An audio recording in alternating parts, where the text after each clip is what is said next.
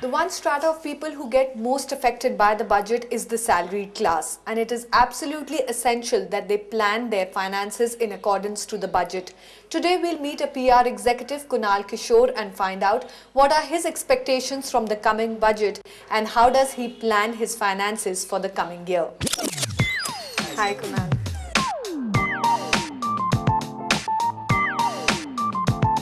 Kunal knows exactly what he wants from life, much like the rest of India's modern middle class to which he belongs. Kunal, what is the one thing that you're really looking forward for in this coming year? The one thing that I'm really looking forward this year is to buy a property for myself, actually a house. And I'm actually looking at a house which is closer to my office. That is the biggest luxury I think one can have. I'm looking at somewhere in South Delhi, and for that I've been really preparing myself and seeking a lot of advice and seeing the way things are going and seeing the way the property rates are going up, even the interest rates are going up. I am looking forward to buy at least 2 small properties which is affordable to me, and then sell off and buy a bigger property eventually. Okay, since you're saying that you want to buy a property and a house, so what do you want to take a loan, a home loan for that? Yes, that's the way you can buy today a property. If you're not a businessman or if you're a professional wherein you're a salaried person, I think loan is one thing that you cannot avoid today. But loans to fund dreams mean installments and a continuous chain of EMIs.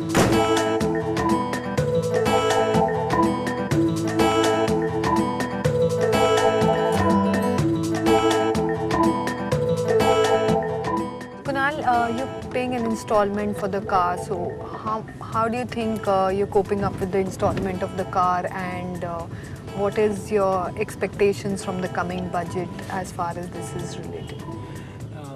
EMIs are one thing that you cannot avoid even if you want, and I took this car when I started earning a little less, and then EMI that time I thought it'll be that only expenditure on the car, but when it comes out to the maintenance of the car, your EMIs, your fuel, your car maintenance, all those things makes the burden on your salary a lot. So I believe EMI is there, but given a choice, I would like to go for a down payment and take a car now, or maybe pre-close this loan before I go ahead for any other loan. So Kunal is clear about how his loans need to be divided and where and how he can invest. But for that, there is one very important aspect which he has to take into account: the income tax rates, the constant for all salaried people.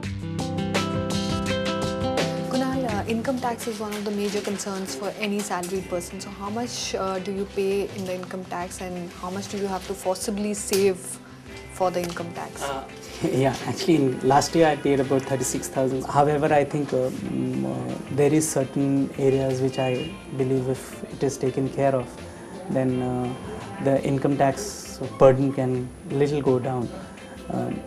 I believe there's a slab from 2.5 lakh to 10 lakh, 30% is the income tax. I think if it can be broken down, and if it is from 2.5 lakh to maybe 6 lakh, there is certain slab, and then after 6 to 10 lakh there is certain slab.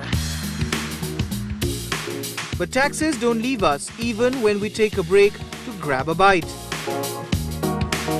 Kunal, like you told us that during work hours, during lunch hours, you come and generally have food in a restaurant, and you have to pay a certain amount of service tax, and also especially when you're talking about food, you also pay VAT. So do you think it's fair enough, the kind of rate of service tax and VAT that you're paying right now? I think, yeah, when we're going out, generally I eat out during the lunchtime when I'm in office. But the one is you're paying the service tax, the second is the VAT that is being levied. And I think VAT is one aspect which should be paid up by the people from restaurant, but it is ultimately who's penalized is consumer like us.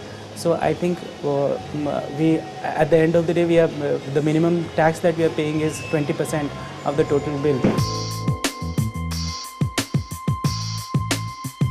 Ultimately, we discovered the only thing salaried people want are incentives for saving. Hopefully, the finance minister will oblige.